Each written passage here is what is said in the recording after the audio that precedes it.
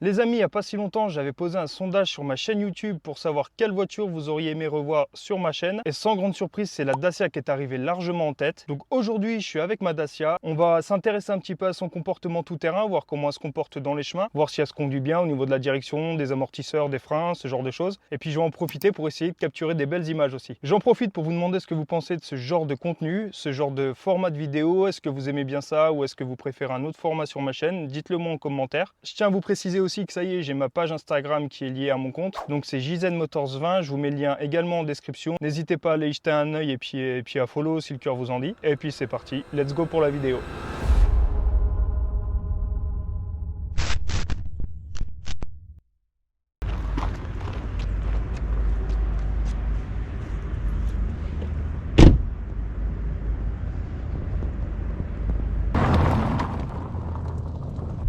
Bon, ça secoue quand même pas mal. Le terrain il est bien accidenté. Là c'est vraiment du chemin de campagne comme on les aime. Et quand on appuie en deux, ça glisse pas mal. Donc ça c'est cool. Ah ça c'est cool! Vous voyez, mais franchement, dans l'ensemble, même quand on y va sans hésiter, franchement sur l'accélérateur, elle tient bien la route. Faut dire que cette Dacia Sandero Stepway veut tout terrain. Avec ses arches de roue en plastique qui se poursuivent sur les bas de caisse et ses barres de toit, elle est plus baroudeuse que la Sandero classique. La version Stepway affiche peu ou prou les mêmes dimensions que la Sandero, mais sa garde au sol est 41 mm plus haute pour 174 mm en tout. Sa longueur est supérieure à celle de la Sandero classique de 1 cm et sa largeur est supérieure de 3 cm. Il est également possible sur ce modèle de disposer d'une boîte auto. Mis à part le mode éco, il n'y a pas d'autre mode de conduite, mais la bicarburation permettra de bénéficier d'un moteur un peu plus nerveux en mode GPL. Cette nouvelle génération de Dacia possède l'aide au démarrage en côte de série. Ça pourrait être très pratique pour les franchissements de côtes difficiles.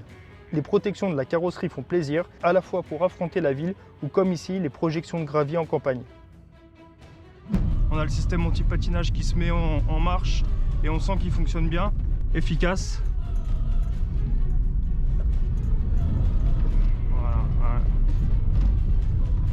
À l'accélération ça patine pas mal, mais elle reste quand même malgré tout assez stable. J'avais lu pas mal de commentaires négatifs sur les amortisseurs de cette voiture, mais je dois dire que moi j'en suis quand même agréablement surpris. On va reculer parce qu'il y a un chien. Ils absorbent quand même pas mal les irrégularités du chemin, du sol, de la route, et on est quand même assez stable. Il y a peu de roulis malgré tout, peu de tangage, à mon humble avis, hein, bien sûr. Là on y va en marche arrière les amis. Voilà, il y a une famille a priori qui se promène avec son chien juste devant, donc j'ai pas envie d'aller faire mon essai à côté d'eux. Je préfère les laisser se promener tranquillement. Comme vous pouvez le constater, j'ai plus d'essence, mais je roule au GPL. Donc je laisse un petit peu d'essence parce que pour le démarrage c'est important, mais sinon je roule qu'au GPL exclusivement. C'est beaucoup plus économique quand on arrive à en trouver parce que il y en a quand même assez peu sur le marché en distribution. Donc voilà, on a cette petite descente. Niveau freinage, c'est peut-être un petit peu limite. Le freinage mériterait d'avoir un petit peu plus de mordant. Et il faut quand même appuyer assez fortement sur la pédale pour que la voiture s'écrase bien. Mais bon, sinon à part ça, ça va. Voilà, j'espère que vous pourrez apprécier cette vue à la première personne. Vous voyez, là on a quand même des nids de poules qui sont quand même assez importants. Voilà, la voiture elle y va sans trop de difficultés. Là on va continuer, je vais essayer de trouver un petit coin sympa pour faire une petite séance de photos Instagram.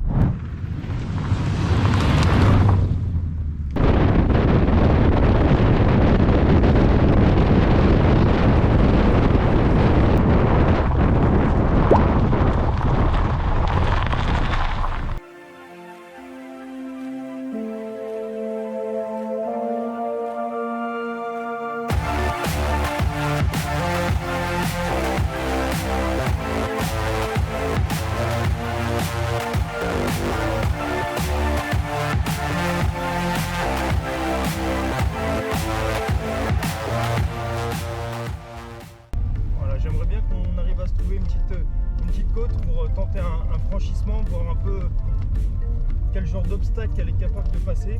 On va essayer là. Je vais peut-être descendre et checker un petit peu à pied avant, voir ce que ça donne, m'assurer que ce soit pas un fossé.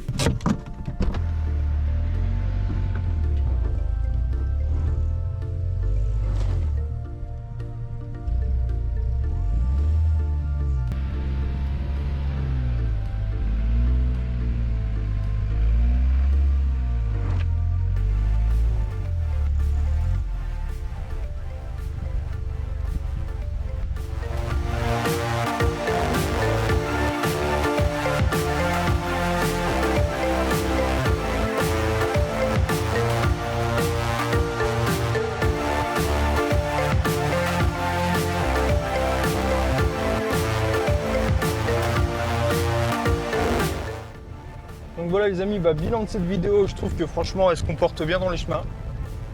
Honnêtement, j'ai eu des voitures qui avaient beaucoup plus de mal que ça hors route, mais celle-là, elle se veut un peu plus tout terrain vu que c'est la Stepway. Et franchement, c'est pas juste commercial, c'est pas que le nom. Hors route, elle sait vous déplacer sans trop de soucis. Bon, bien sûr, j'ai pas non plus traversé des ruisseaux, gravi des montagnes, fait ce genre de choses, mais voilà, pour ce genre de chemin qu'on peut trouver habituellement dans nos campagnes, c'est largement suffisant, ça fait le taf. Ça vous emmène sans trop de soucis.